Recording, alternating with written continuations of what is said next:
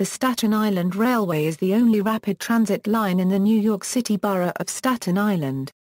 Operated by the Staten Island Rapid Transit Operating Authority, a unit of the Metropolitan Transportation Authority, it is considered a standard railroad line, but only freight service which runs along the western portion of the North Shore branch is connected to the National Railway System. SIR operates with modified R44 New York City subway cars, and is run by the New York City Transit Authority, an agency of the Metropolitan Transportation Authority and operator of the New York City subway. However, there is no direct rail link between the SIR and the subway system proper. SIR riders do get a free transfer to New York City subway lines, and the line is included on official New York City subway maps. Commuters who use the railway typically use the Staten Island Ferry to reach Manhattan. The line is accessible from within the Ferry Terminal and most of his trains connect with the ferry. The Staten Island Railway provides full-time local service between St. George and Tittenville along the east side of the borough. There is currently no subway service offered for those residents living on the western or northern sides of the borough, but Staten Island Light Rail is planned for these corridors. The line has a route bullet similar to other subway routes, the letters SIR in a blue circle. It is used only on timetables and on the MTA site, not on trains. The line runs 24 hours a day every day of the year and is one of only 6 mass transit rail lines in the United States to do so. On weekdays, express service to St. George is provided between 6:15 a.m. and 8:15 a.m. and to Tittenville from 7:01 a.m. to 8:01 a.m. and 4:01 p.m. to 7:51 p.m. Morning express trains run non-stop between St. George and New Dorp. Afternoon express trains run non-stop from St. George to Great Kill southbound only. Express service is noted on trains by the presence of a red marker with the terminal and express directly underneath it. History = 19th century operations = Predecessor. The first Staten Island Railroad was incorporated in 1836. The line was planned from Vanderbilt's Landing to Tittenville. The route was to be 13 miles long and was projected to cost $300,000. The charter was voided in 1838, because of the failure to produce a line within 2 years of the railroad's incorporation. In 1851, prominent farmers and citizens of Staten Island and the Jersey community of Perth Amboy united in an effort to establish a railroad between Tittenville and Stapleton. They organized the Staten Island Railway on August 2, 1851, and work begun on the railroad. Soon afterwards, they ran into financial problems and appealed to Commodore Vanderbilt, who was wealthy, for assistance. Vanderbilt had already gained control of all of the East Shore ferries, including the one that obtained a lease at Vanderbilt's Landing, now Clifton. Vanderbilt provided the financial backing for the railroad. Vanderbilt's competition had obtained the lease before him, and Vanderbilt was insistent on stopping them. To do so, he hired an agent, James A. Robinson, to build a building to physically block the competition. At 1 p.m. on July 28, 1851, the building was nearly completed when a number of gentlemen appeared with axes and adzes and began tearing the building apart. Mr. Robinson told some of them, according to the court record, not to cut said building, and they replied that if Deponent did not get out of the way, they would cut him too. William H. Vanderbilt, an island resident and son of Cornelius Commodore Vanderbilt, became a member of the railway's board of directors in 1858. On February 1, 1860, the first passenger train, an inspection trip for stockholders and officials, ran over the line from Vanderbilt's Landing to Eltingville. Regular passenger service began on April 23, 1860 between Vanderbilt's Landing and Eltingville. Nearby Vanderbilt's Landing there were ferry slips providing service to Manhattan. The first locomotive's name was the Albert Journeau, named after the railroad's president. A second locomotive was added to the line on May 5, 1860, and it was named the E-Banker. The line was extended to Annandale on May 14, 1860, and the line completed to Tittenville on June 2, 1860, with the formal opening of the railroad. The completion of the line to Tittenville allowed passengers a transfer to a ferry to Perth Amboy, New Jersey. On February 27, 1861, the New Jersey Locomotive Works gave notice of foreclosure on the 2 locomotives. Cornelius Vanderbilt stepped in again, and on September 4, 1861, the Staten Island Railway was placed into receivership with William H. Vanderbilt to prevent the loss of the locomotives and rolling stock to creditors. The financial success of the railroad depended heavily on the coordination of the railroad and ferry operations. It was necessary for trains to meet up with the infrequent ferries to and from Manhattan, which turned out to be difficult during the beginning of operation. The ferries serving Vanderbilt's Landing were owned by George Law. Afterwards, Vanderbilt tried to have a competing ferry service operate between Manhattan and Staten Island. A franchise battle resulted, and Vanderbilt eventually had to sell his ferry service to Law. After the commencement of the war, Commodore Vanderbilt lost interest in this road and ferry and handed it over to his brother Captain Jacob H. Vanderbilt, who was the president of the company until 1883. In March 1864, Vanderbilt bought the ferries from George Law, bringing both the railroad and the ferries under common control. In 1865, the railway took over the operation of the NY and Richmond Ferry Company and would later assume direct responsibility for operating the ferry service to Manhattan too. The Staten Island Railway Company was reorganized at this time. The Staten Island Railway and Ferry Line were making a modest profit until the explosion of the Westfield at Whitehall Street Terminal on July 30, 1871. Mr. L. H. Mayer became the receiver, and took charge of the affairs of the company. The Westfield disaster had a dramatic effect on the finances of both the Staten Island Ferry and the Staten Island Railroad, which owned the ferry company. By July 1872, the railroad and the ferry were in receivership. He sold the company's property on September 7, 1872 to George Law, with the exception of the ferryboat Westfield, which was purchased by Horace Thel. After operating the railroad and the ferry for some time, Law and Thel sold out to a company largely of shareholders, Mr. Law threatening to form a company of his own, if they did not come to his terms promptly. Some of the smaller stockholders neglected to join in the purchase. The new organization was named the Staten Island Railway. Many years earlier, Commodore Vanderbilt planned a scheme for building a central dock on Staten Island, for freighting and distributing passengers, somewhat of a similar plan that was later worked out by Erastus Wiman. But a storm broke up and scattered the timber work, and the scheme was abandoned, leaving only the stone foundation, which is still visible at low tide, near St. George. During the Civil War, a boat connected with the Staten Island Railway, the Southfield, was sold to the government, and was converted into a gunboat. It was destroyed during a bombardment on Mississippi. In 1876, a ferry war broke out on the north shore of Staten Island. Commodore Garner obtained possession of the ferry against the old company, and ran the Dear Martin on the east shore, in opposition to the regular line. Garner's death put a sudden end to this enterprise. Garner's boats were purchased by John H. Starrin, who paid $5,000 for each of them, and he obtained a franchise, operating them until it fell into the hands of SIT in 1884.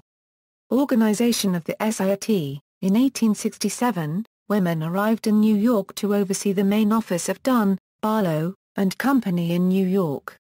Women located his residence in a mansion on Staten Island, and quickly became one of Staten Island's most prominent residents. Dubbed the Duke of Staten Island, he was interested in developing Staten Island, and recognized that in order to so successfully he would need to build a coordinated transportation hub with connections to New York City and New Jersey.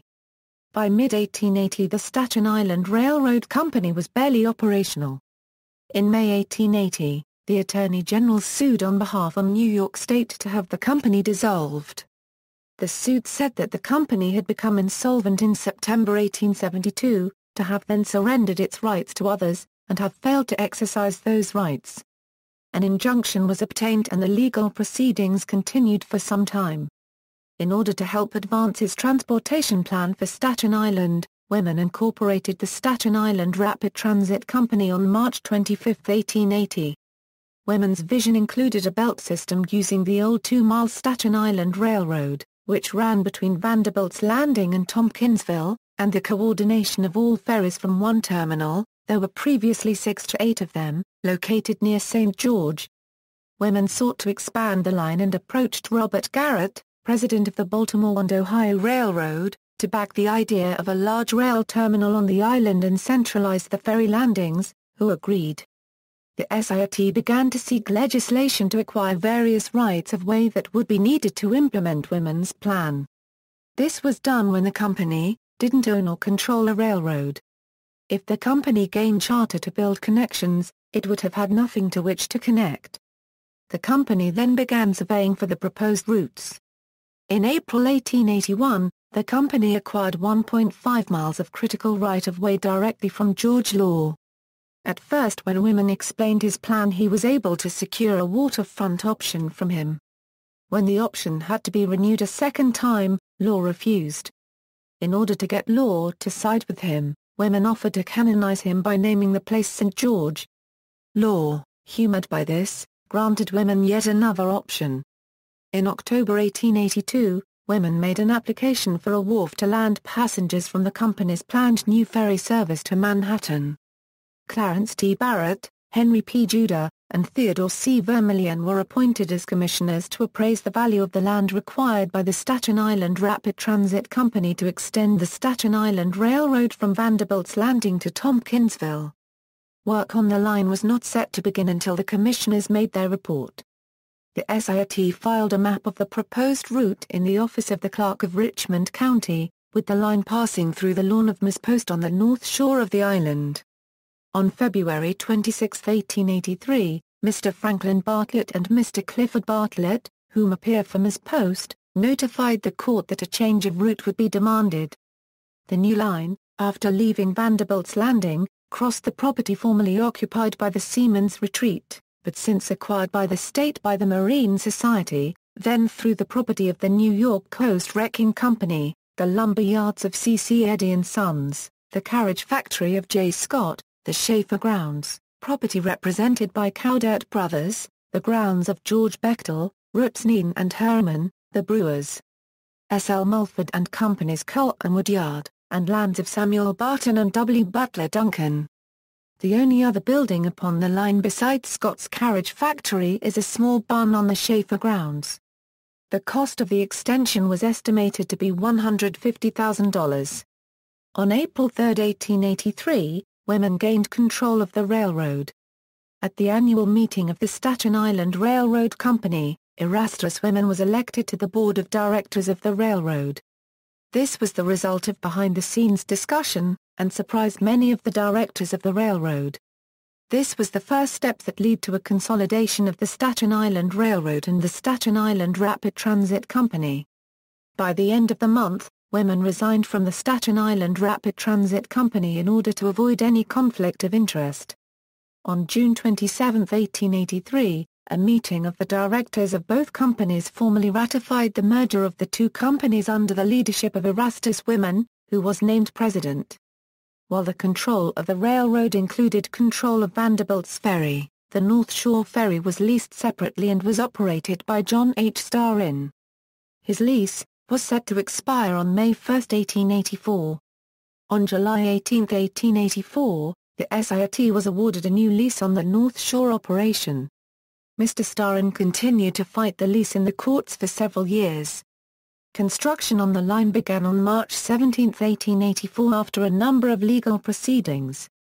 The completion of the extension to Tompkinsville was necessary before the lease which the Rapid Transit Company secured from the old Staten Island Railroad Company can become effective. The contract for the line was given to Smith and Ripley of this city. The work of grading began, and during the spring of 1884 was pushed forward with such energy that by the end of July the road was graded and the track laid between Vanderbilt's Landing and Tompkinsville. The line was expected to be open on September 1, 1884. Opening, the line opened 1 month earlier than expected, when the first Staten Island Rapid Transit locomotive and train ran over this stretch of track on July 31, 1884.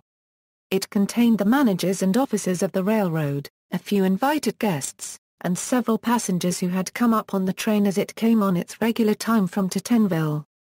The ride took 3.5 minutes. A map from 1884 showing the proposed North Shore and South Beach branch had the South Beach branch running to Oakwood Beach. The Staten Island Rapid Transit Railroad Company now effected a 99-year lease of the property of the Staten Island Railway, and under this agreement, the railroad to Tenville, and all of its appurtenances became on July 31, 1884, a part of the rapid transit system, which resulted in the consolidation of the railroad and ferry terminals in St. George. On November 16, 1884, Women and Others incorporated the St. George Improvement Company in order to handle the land and waterfront purchase from the estate of George Law. The new company was to handle the building of a new terminal for ferries at St. George. Construction of a branch along the north shore of Staten Island began in 1884. The SIT wanted to have its line extend to St. George, however there was a problem. Over most of the course of the line, it had followed the shore, along the bluffs, where ground had to be made upon to build the road. State laws were not able to grant the right to run a railroad through the property of the United States, and as a result, construction was hindered by the grounds of the Lighthouse Department just above Tompkinsville. The company, however, secured an act of Congress permitting them to push a tunnel through the hill a short distance back from the shore. The grant for the tunnel was surrounded with restrictions that made slow progress inevitable. Construction of the tunnel began in 1885. The tunnel was 585 feet long, and was protected by massive walls of masonry on the sides, and an arch of brick 2 feet in thickness overhead. It was wide enough to fit 2 trains side by side at a time. The cost of the project was $190,000. In 1885, the Baltimore and Ohio Railroad obtained a controlling interest in the Staten Island Rapid Transit Railway Company through purchases of stock. On November 21, 1885, Robert Garrett leased the Staten Island Rapid Transit Railroad Company to the Baltimore and Ohio Railroad for a period of 99 years, which allowed the B&O to have access to New York. The lease company guaranteed the principal and interest of $2,500,000 5%, 40-year bonds of the Staten Island Company. These bonds were up for renegotiation. The proceeds of the sale were needed by women to complete the terminal facilities at St. George, and to pay for waterfront property extending along the Staten Island shore for 2 miles, in completing the Rapid Transit Railroad, building a bridge over the Kilvancal at Elizabethport, and in the construction of coal piers, roundhouses, and other terminal facilities. In order to celebrate the sale, there was a dinner by Erastus Women and his associates of the Staten Island Rapid Transit Company to the president and executives of the Baltimore and Ohio Railroad on December 16, 1885.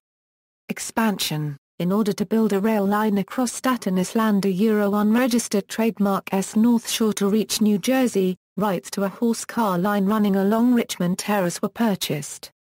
This road followed the shoreline across Staten Island reaching a ferry to Elizabeth, New Jersey that had been in operation since the mid-1700s. Opposition from property owners and sailors Snug Harbor made the B&O build nearly 2 miles of rock fill out from shore and along the Kilvancal for its tracks at the cost of $25,000. An additional obstacle in the construction of the road was a contest in litigation, in which the company was involved, in gaining a passage across the cove at Palmer's Run. A strip of property was secured through the town of Port Richmond, where a number of home and business owners were displaced. At Old Place, on Staten Island unregistered trademark S northwestern corner, a farm was purchased and the area renamed Arlington by the B&O Railroad. A freight yard was built in Arlington by 1886. A small yard was built at St. George and the North Shore branch was completed in 1885. The Rapid Transit Railroad was opened for service on February 23, 1886, and trains ran as far as Elm Park, making the time between the city and that point 39 minutes instead of an hour and a half, as it had been common in the old ferry system. The rest of the line to Arlington opened in the summer of 1886. The new lines opened by the B&O Railroad were called the Staten Island Rapid Transit Railway, while the original line from Clifton to Chattenville was called the Staten Island Railway. On March 7, 1886, the fundamental elements of Women's Plan opened when the St. George Terminal opened, with North Shore trains operating between Elm Park and St. George, and East Shore trains operating between St. George and Chattenville. Within a few days, the South Shore Beach Line opened for service. The very first idea for a rail link from New Jersey to Staten Island was a B&O line directly from Philadelphia to Staten Island, but it was prohibitively expensive. The B&O was buying stock in the Reading Railroad, as was the New York Central. A second idea was to build from Bound Brook Junction to Staten Island.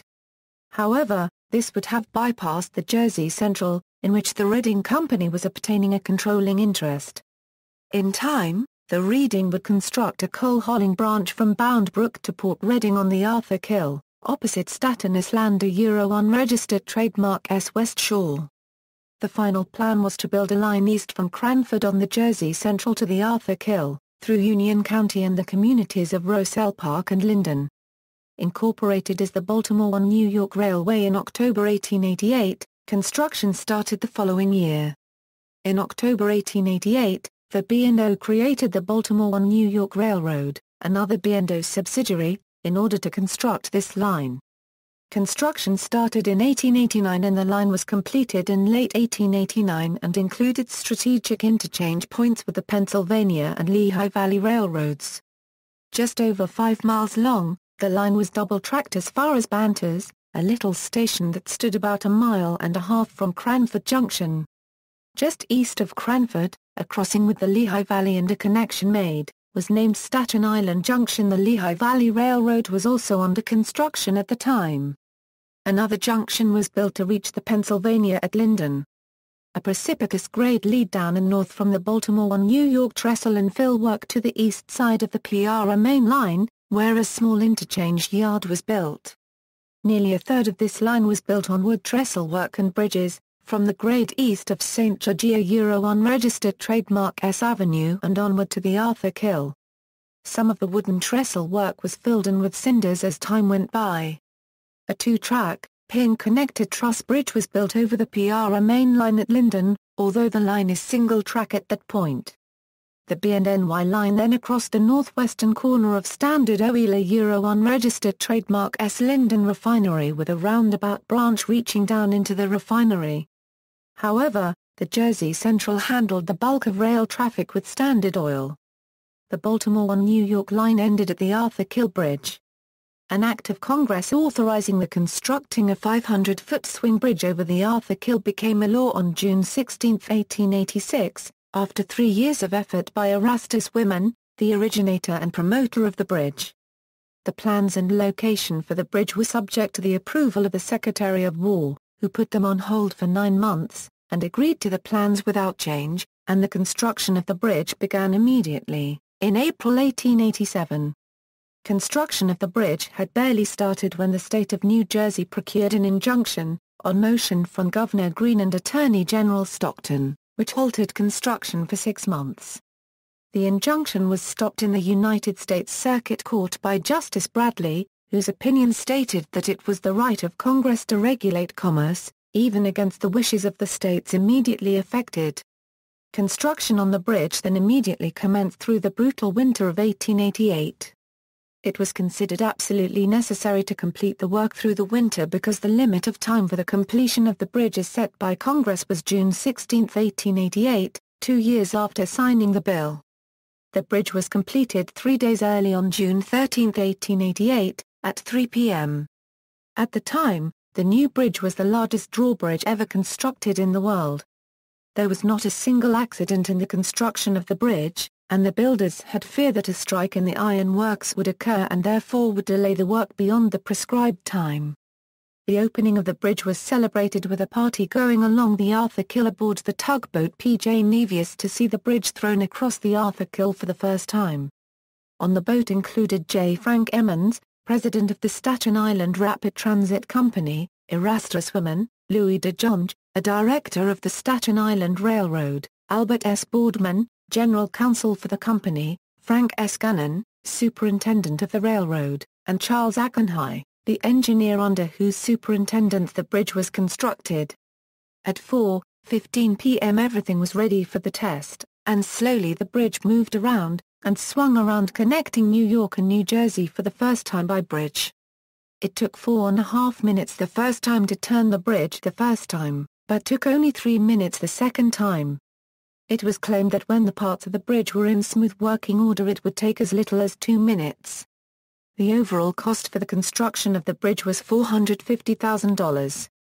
The bridge consisted of 5 pieces of masonry, the center one being midstream, and on it resting was the draw. There was 208 feet on each side of the draw, and the draw span for the bridge was 500 feet, and the fixed spans 150 feet each, making the bridge 800 feet in length, to span the Arthur Kill, which was 600 feet wide. The height of the bridge was 30 feet above the low water mark. The approach for the bridge on the Staten Island side was still under construction at the time. It required 4 weeks to erect the draw span and put it together, and 2 weeks longer to put the machinery in order. 656 tons of iron were required to construct the draw and 85 tons for each of the approaches. Trains were planned to start running on the Arthur Kill Bridge by September 1. This date wasn't reached and the opening was delayed 15 months to January 1, 1890, when the first train operated from St. George Terminal to Cranford Junction, because the approaches to the Arthur Kill Bridge were not finished. The land for the approaches was low and swampy and as a result it was necessary to build 6,000 feet of trestle on the Staten Island side, and 4,000 feet on the New Jersey side. Altogether there was 2 miles of elevated structure. Erastus women was at the throttle of the engine during the trip. Crowds gathered at the various stations from St. George to Erastina. The officers of the Staten Island Rapid Transit Railway Company called the trip an inspection trip. Aboard the trip was President of the SIAT J. Frank Emmons, Chief Engineer Charles Ackenhigh, who built the bridge, Secretary William Kitchen, Paymaster W. H. Prawl, lawyers McFarland and Boardman, General Passenger Agent W. Pollock, Eckstein Norton, President of the Louisville and Nashville, Major Clarence Barrett, P.H. Marshall, General Freight Agent in New York of the Baltimore and Ohio, and Frank A. Gannon, General Superintendent of SIAT. The train left St. George at 11 o'clock, and then went via short run, 5 1/4 miles to the Arthur Kill Bridge, where the first stop was made. Here, Mr. Women climbed into the cab, and then continued to Cranford Junction, where the line meets up with the Jersey Central Railroad.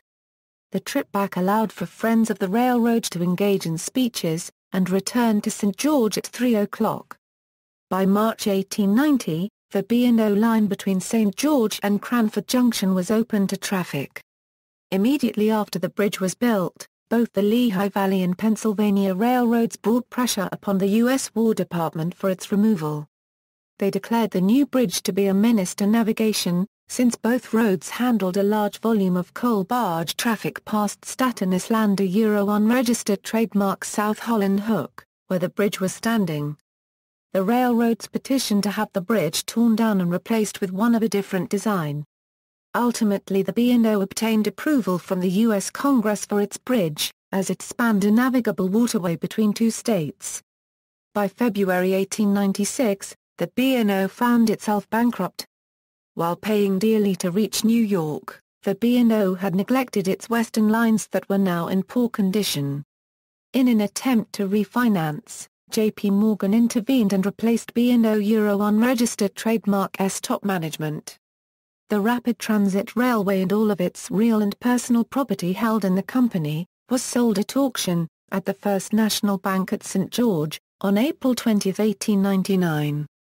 The sale was in foreclosure proceedings in the name of Charles E. Lewis, as trustee for the holders of the secured mortgaged bonds, and the property was purchased by representatives of the B&O Railroad Company for $2 million. The bid was made by Harold Bronner, R. H. Minzer, and Frank Geary, who were acting for the B&O Railroad.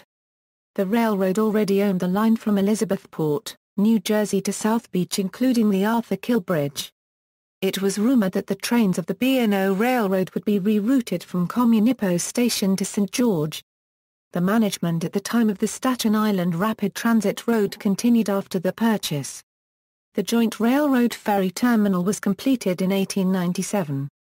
20th century operation Early 20th century. In 1900, the B&O was put under the control of the Pennsylvania Railroad, which made a number of improvements to the road. The Prairie allowed the newly developed New Jersey, New York and Staten Island properties to remain intact. For a short while in 1900 the SIT operated a B&O connection passenger train from St. George to Plainfield, NJ. Within a few years the B&O was profitable again and emerged from PR control as a stronger railroad. As of 1903, there were almost 50 daily trips on both the North Shore branch and South Beach branches, and 22 daily trips on the Tottenville branch. There were also 2 daily express trains to Tottenville. One of the main goals of Staten Island was municipal acquisition of the ferry and replacement of the fleet, which came to fruition on October 25, 1905, in which the city took ownership of the ferry and terminals, wasting no time in ejecting B&O from Whitehall Street Terminal.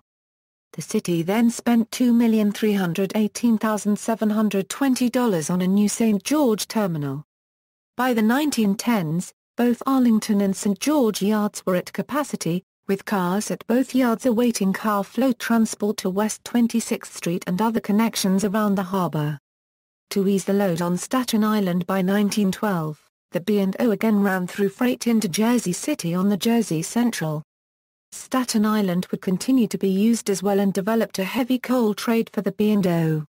Staten Island unregistered trademark S deep-water piers never generated traffic of the size experienced along the East and Hudson rivers except in wartime.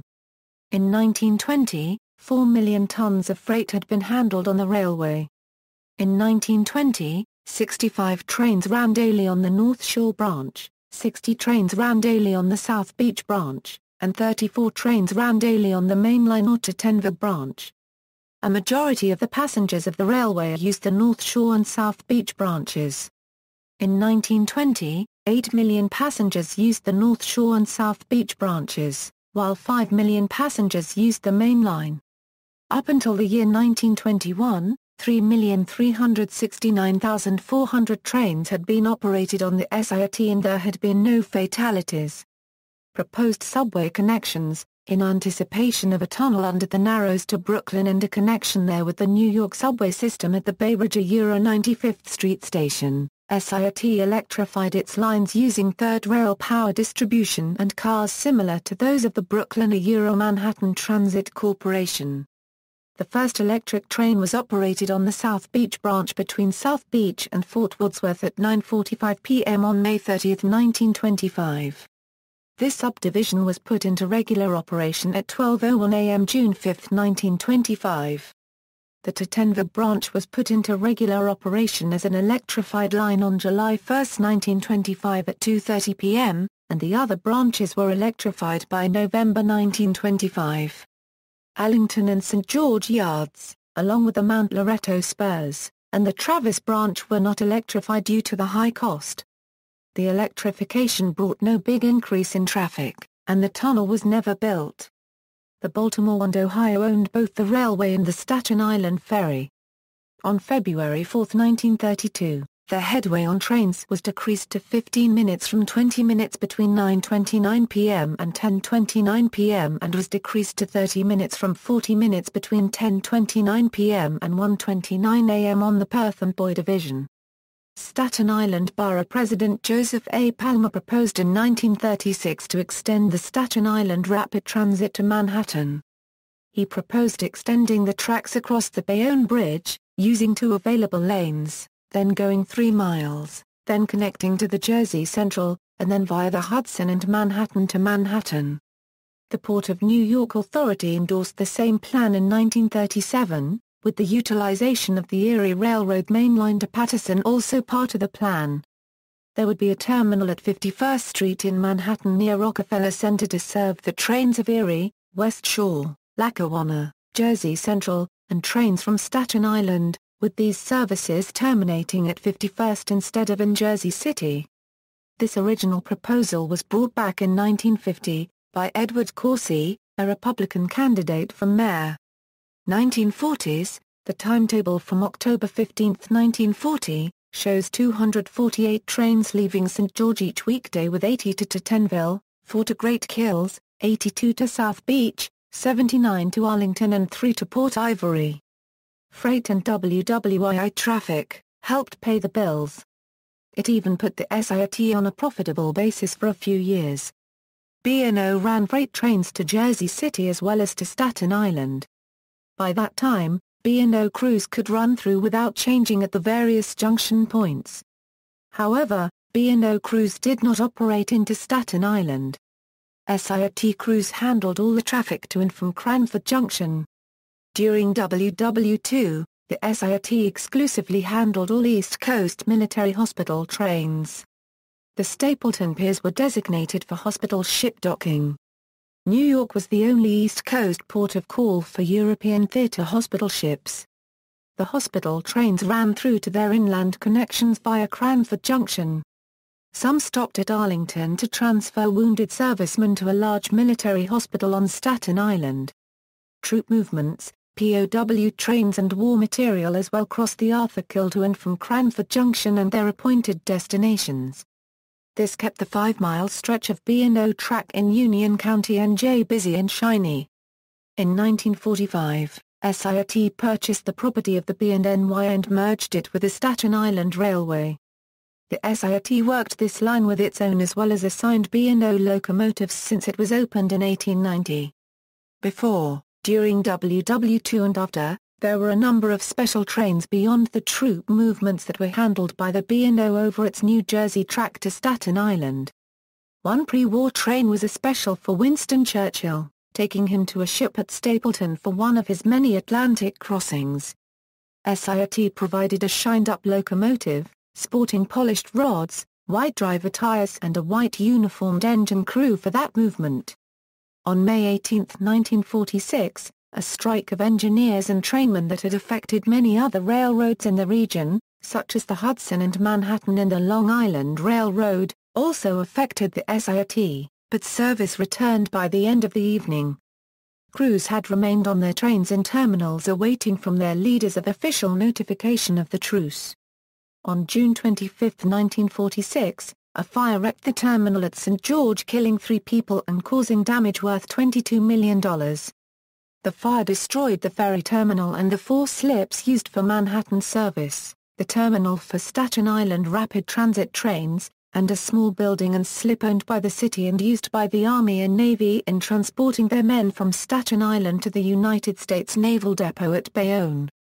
2 days after the fire, the city voted $3 million to start work on building a new $12 million terminal, that would be opened in 1948.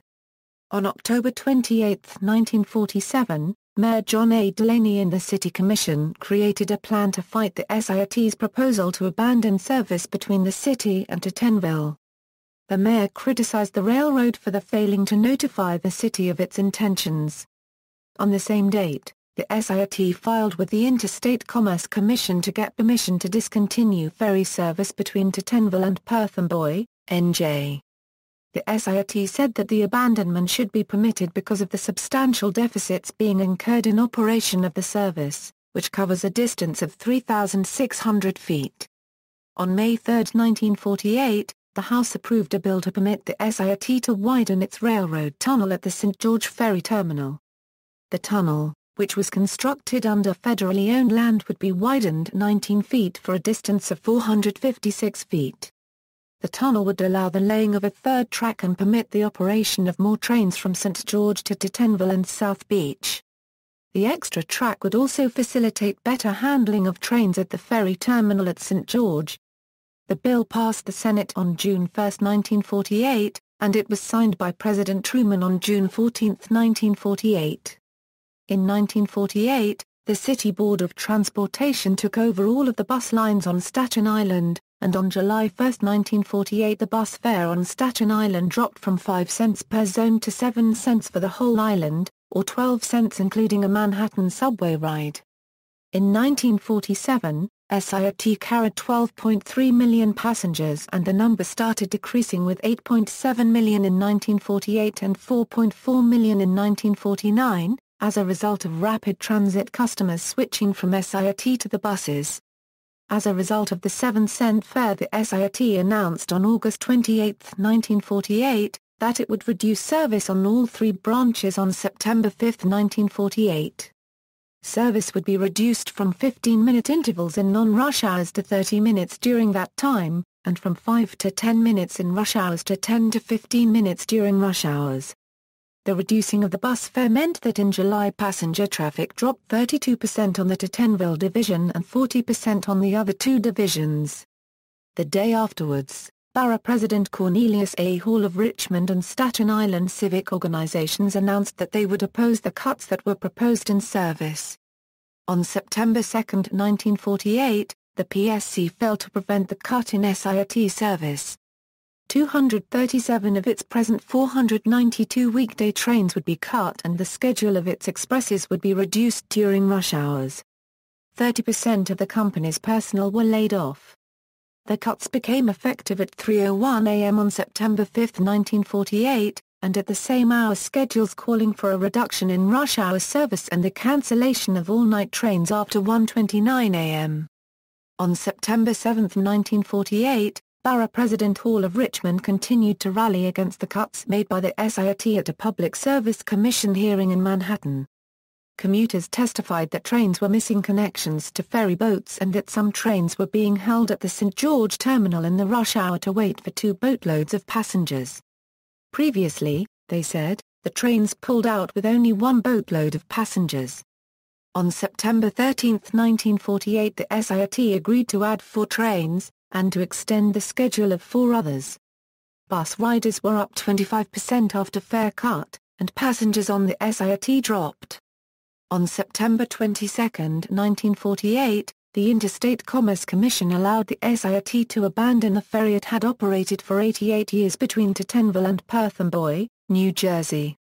The ferry operation was transferred to Sunrise Ferries, Incorporated of Elizabeth, New Jersey, which had reached an agreement to lease the railway's ferry facilities at Tenville, and to lease from Perth-Amboy wharf and dock properties there. The lease with the railway was for 5 years and gives it the right to renew for 3 5-year periods. The service was transferred on October 16. The schedules and the 5-cent fare for the ferry stayed the same. Completion of the grade elimination projects at Grant City, New Dorp, Oakland Heights, Bay Terrace involving 13 crossings, and was projected to cost $7,400,000. The project was set to begin in 1949. On January 5, 1949, the Public Service Commission recommended that the SIAT restore the trains cut in September 1948. If the SIAT refused to restore the trains, the Public Service Commission would order the SIAT to restore the service, as then the SIAT would go on a path toward the discontinuance of service. Borough President Hall of Richmond suggested lowering the fare to 10 cents or a 20-cent round trip in order to make up the lost money. On January 29, 1949, the Public Service Commission ordered the SIAT to restore 5 trains and to reschedule 7 other trains for public convenience. The PSC gave the SIAT until February 13 to carry out the order. On May 20, 1949, it was announced that the SIAT wanted to discontinue service on all of its 3 branches, and that it would soon ask for permission from the PSC to do so. A major reason for the discontinuance of service was the loss of $1,061,716 in 1948. 3 options would be given by the PSC. That the railway must continue its operations, have the service substituted by buses, or have the city take over the railway service as part of the municipal transit system.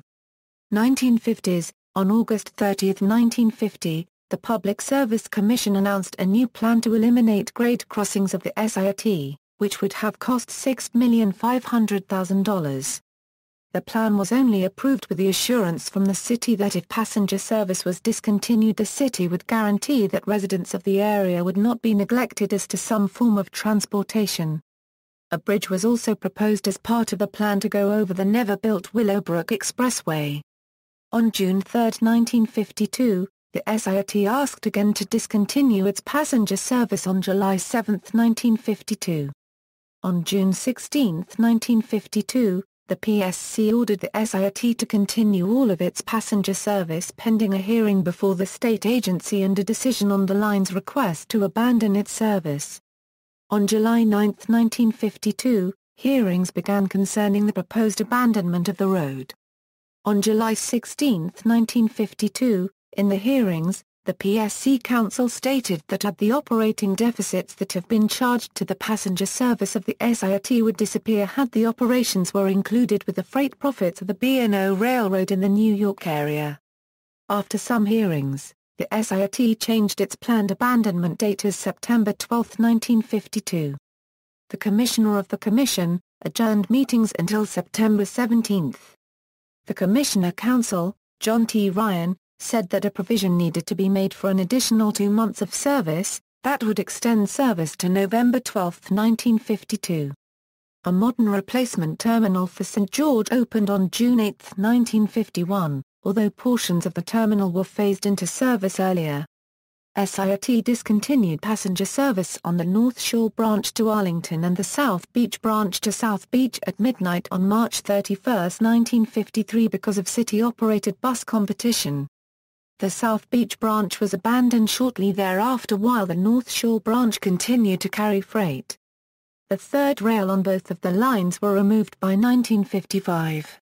On September 7, 1954, SIT made an application to discontinue all passenger service on the Tatenva branch on October 7 of the same year.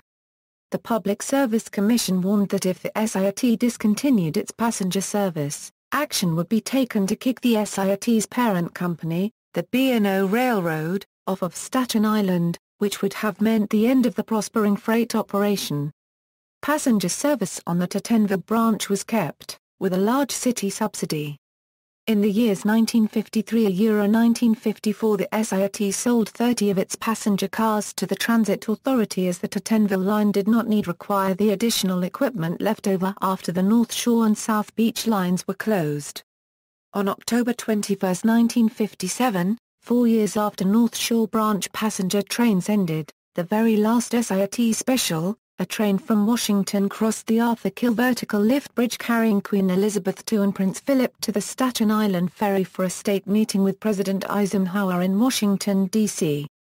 Their trains left Washington the evening of October 20 for Camp Kilmer, New Jersey, traveling over the B&O and Reading Company. The movement was similar to a president of the U.S. with extremely high security and secrecy. Both trains reached a camp via Reading unregistered trademark S-Port Reading branch. At the camp, the trains were reconfigured by dropping the 2 leading diesel units of each, leaving 1 unit each for the next part of the trip to Staten Island. This was done for passing over the Arthur Kill swing bridge which had a limited load capacity.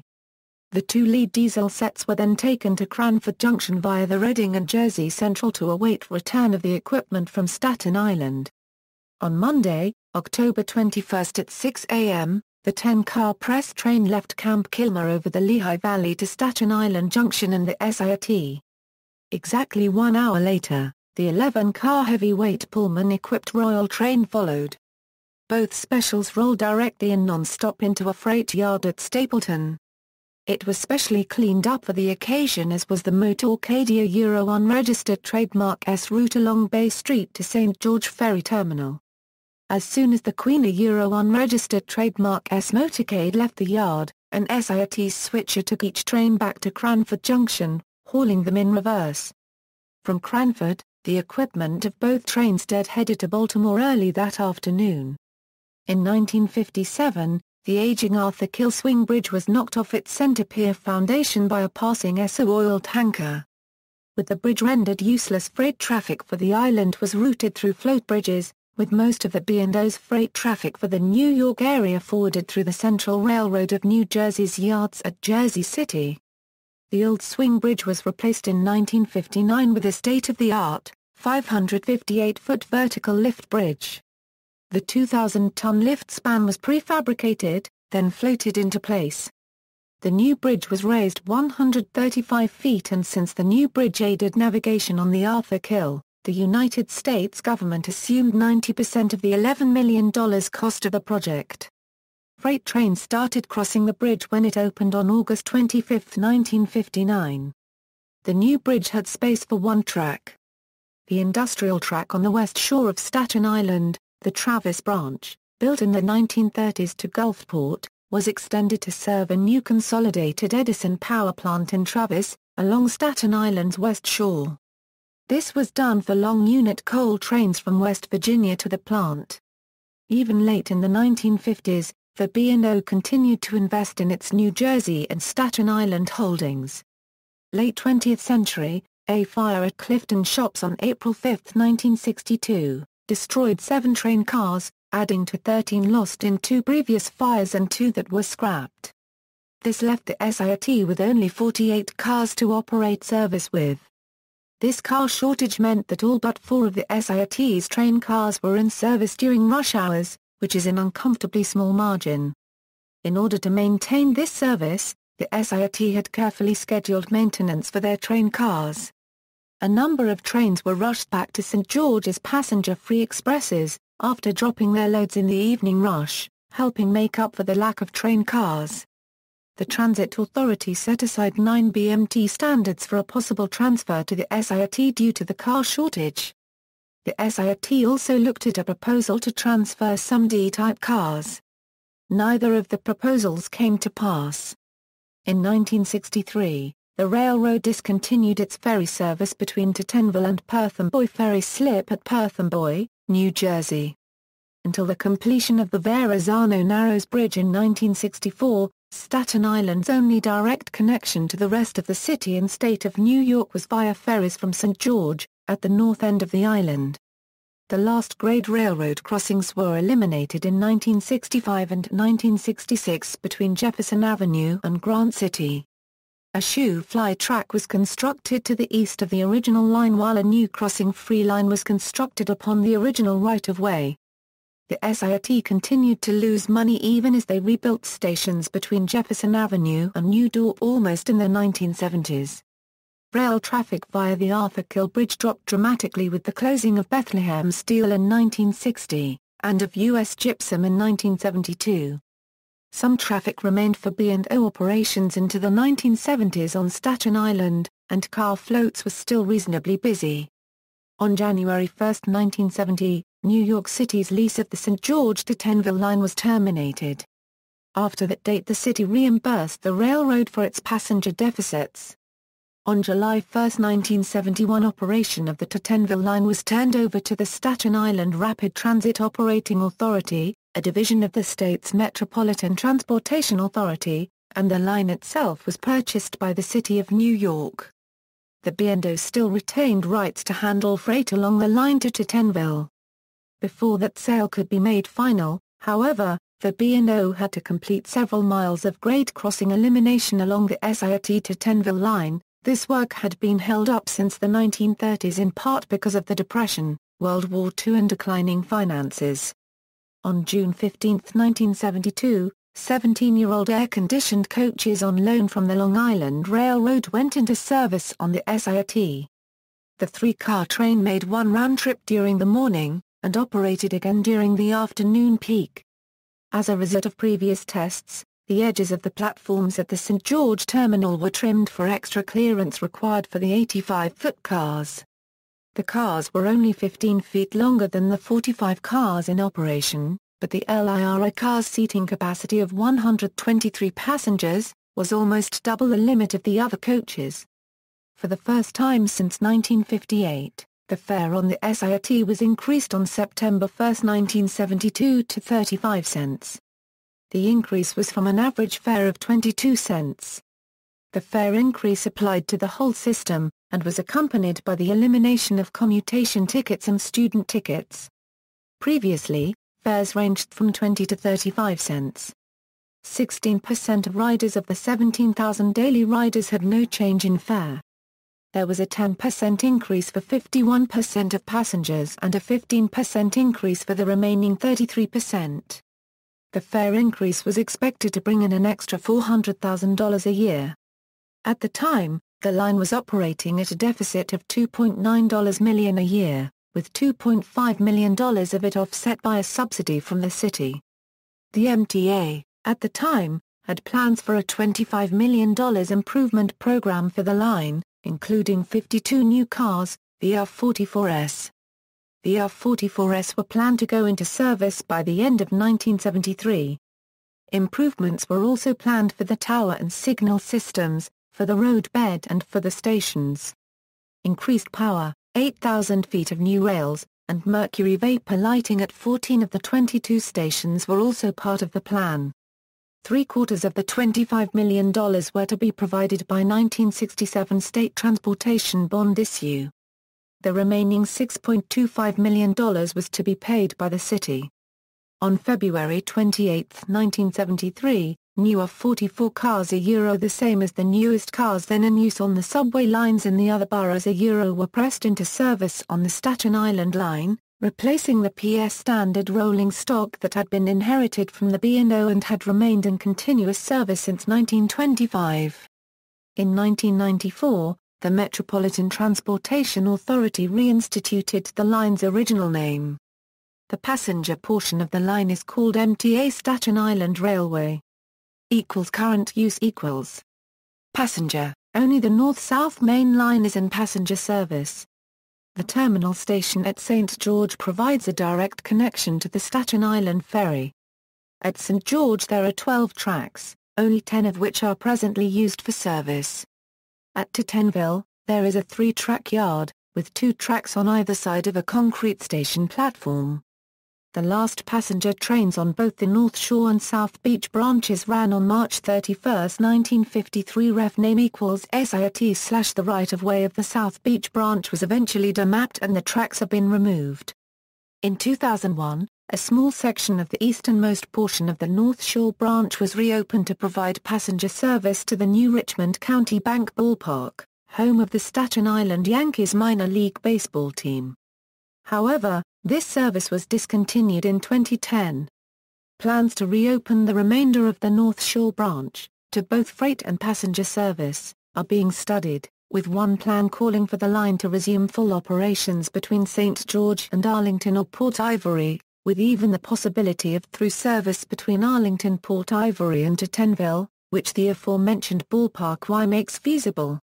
Prior to 2007, the Staten Island Railway used Baltimore and Ohio Railroad-style color position light signals, that dated back to when it was a B&O-operated line. In 2007, a $72 million project to replace the old signal system was completed.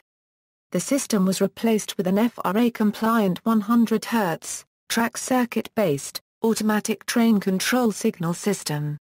As part of the project, 40 of 44 subway cars and 4 locomotives were modified with onboard cab signaling equipment for ATC bidirectional movement. A new rail control center and backup control center was constructed as part of this contract. Only the Dongan Hills, St. George, Great Kills and Tittenville stations of the Staten Island Railway are currently in compliance with the Americans with Disabilities Act of 1990, with elevators and/or ramps.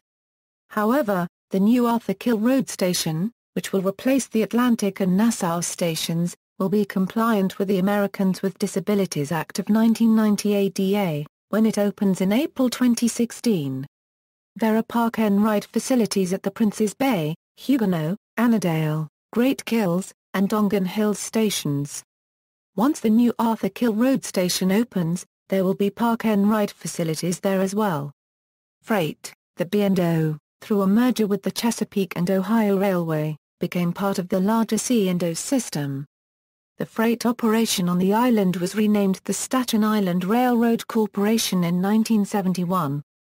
On April 1, 1976, with the establishment of Conrail via the merger of bankrupt lines in the Northeast United States, B&O and C&O became isolated from its New Jersey and Staten Island properties. B&O and C&O freight service was truncated to Philadelphia, although for several years afterward, Conrail forwarded one B&O freight train a day to Cranford Junction, with B&O locomotives running through as well. Meanwhile, the Jersey Central had closed its car float yard at Jersey City by 1973. The B&O then moved its car float freight back to St. George on Staten Island. In September 1979, this car float operation was taken over by the New York Dock Railway and was terminated in 1980. The St. George Yard was essentially abandoned, except for servicing a few isolated Staten Island industries still using rail service. In April 1985, A lack of business and access forced the C&O system to sell the Staten Island Railroad to the New York, Susquehanna and Western Railroad, which was owned by the Delaware Otsego Corporation. The Susquehanna embargoed the track east of Elm Park on the North Shore Line, cutting of rail freight traffic to St. George. Procter & Gamble, the line's largest customer, closed in 1990. Freight traffic dropped off considerably, and the last freight train over the bridge came in 1990, and the operation ceased on July 25, 1991, when the Arthur Kill Bridge was taken out of service. In 1994, the New York City Economic Development Corporation purchased the Arthur Kill Railroad Lift Bridge and the North Shore branch from CSX. This purchase was followed by nearly a decade of false starts. With the breakup of Conrail in 1998, portions of the lines once run by B&O competitors became a part of CSX. A high-voltage power line had been built over part of the former Baltimore-New York right-of-way several years before and had earned some rental income. The railroad line itself was intact from Cranford to Arlington. Then, the CSX started operating the former Reading, Lehigh Valley and New York Central lines among other predecessor roads. The New York Port Authority announced plans for reopening the old SIT New Jersey line to freight traffic in the early 2000s. A new junction to the former Lehigh Valley would be built, since the CNJ main line then became a New Jersey transit operation. 2 rail tunnels to Brooklyn were planned.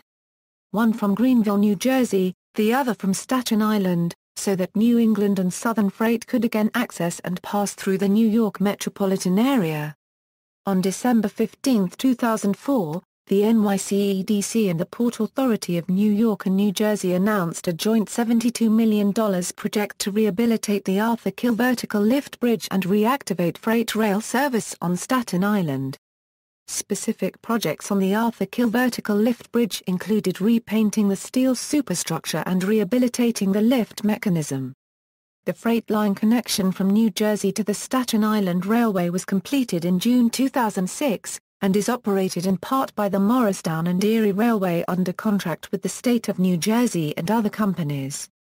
The Arthur Kill Vertical Lift Bridge was renovated in 2006 and began regular service on April 2, 2007, 16 years after the bridge closed. A portion of the North Shore Line was rehabilitated, the Arlington Yard was expanded, and 6,500 feet of new track was laid along the Travis branch to Fresh Kills. Soon after service restarted on the line, Mayor Michael Bloomberg officially commemorated the reactivation on April 17, 2007.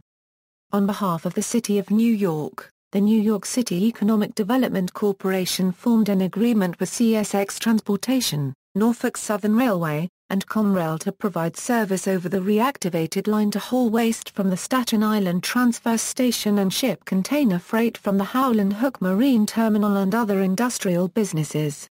Along the remainder of the North Shore branch, there are still tracks and rail overpasses in some places.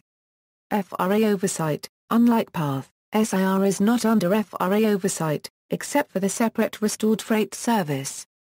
However, their new signal system complies with the FRA and the NORAC Book of Rules regulations, and is very similar to the older railroad signal system inherited from the Baltimore and Ohio Railroad Company, the original and previous owners of this line, which do not have tripping devices and arms.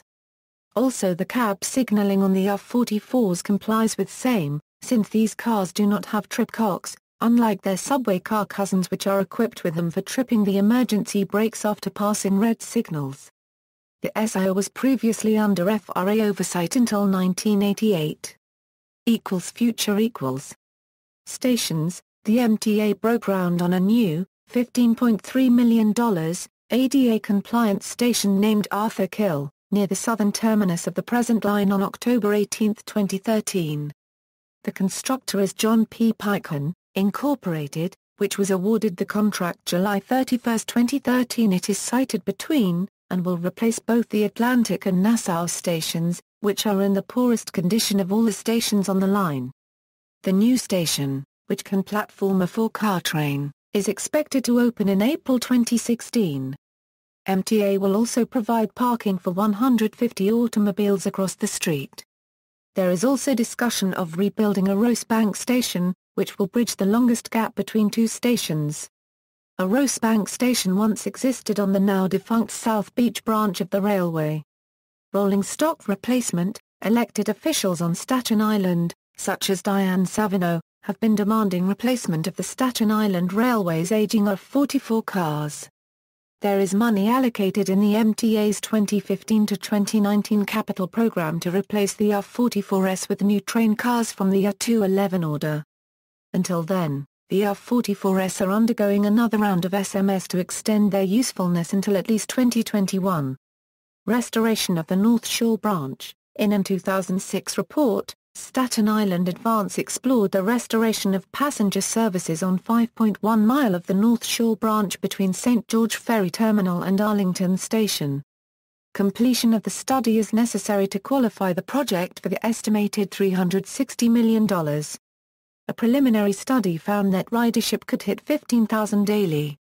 $4 million of federal funding was requested for a detailed feasibility study by New York State Senator Chuck Schumer. In 2012, the Metropolitan Transportation Authority released an analysis of transportation solutions for the North Shore, which included proposals for the reintroduction of heavy rail, light rail, or bus rapid transit using the North Shore Line's right-of-way. Other options included transportation systems management, which would improve existing bus service, and the possibility of future ferry and water taxi services. Bus rapid transit was the preferred for its cost and relative ease of implementation, which would require $352 million in capital investment. The analysis evaluated the alternatives according to their ability to improve mobility, preserve and enhance the environment, natural resources and open space, and maximize limited financial resources for the greater public benefit. The project is yet to receive funding. Route characteristics. In general appearance, the current operating line of SIR looks somewhat like an outdoor line of the New York City subway. Since the 1960s it has been grade separated from all roads, but it runs more or less at street level for a brief stretch north of Clifton, between the Grasmere and Old Town stations, and from south of the Pleasant Plains station to Tenville, the end of the line. It uses NYC Transit Standard 600 VDC third rail power. Its equipment is specially modified subway vehicles, purchased at the same time as nearly identical cars for NYCT. Heavy maintenance of the equipment is performed at NYCT's Clifton shops. Any work that cannot be performed at Clifton requires the cars to be trucked over the Verrazano Narrows Bridge to the subway's Coney Island complex shops in Brooklyn. The right-of-way also includes elevated, embankment and open-cut portions, and a tunnel near St. George. Over the years there have been several proposals for connecting the SIR with the subway system, as it uses B-division-sized cars and loading gauge, but various economic, political, and engineering difficulties have prevented this from happening. Personnel. The current head of Staten Island Railway is Douglas Conant, who holds the position Vice President and Chief Officer since his appointment in June 2015. The hourly employee workforce of around 200 employees is represented by United Transportation Union Local 1440. Until June 2005, the Staten Island Railway had a 25-officer railroad police force known as the Staten Island Rapid Transit Police. On June 1, 2005, they were merged into the Metropolitan Transportation Authority Police, creating the MTA Police District No. 9, which covered the Staten Island Railway. Fares. The cash fare is $2.75, the same fare as on the New York City subway and MTA regional bus operations. Fares are paid on entry and exit only at St. George and Tompkinsville. Rides not originating or terminating at St. George or Tompkinsville are free. Prior to the 1997 introduction of one fare zone that came along with free transfers from the SIR to the subway system and MTA buses by using the Metro card, fares were collected by the conductors on the trains for passengers boarding at stops other than St. George. In the past, passengers often avoided paying the fare by exiting at Tompkinsville, and taking a short walk to the St. George Ferry Terminal. Because of this, the MTA installed turnstiles at Tompkinsville, along with a new station house which opened on January 20, 2010. fare is payable by MetroCard. Since this card enables free transfers for a continuing ride on the subway and bus systems, for many more riders there is effectively no fare at all for riding SIR. Riders are also allowed to transfer between a Staten Island bus, SIR, and a Manhattan bus or subway near South Ferry.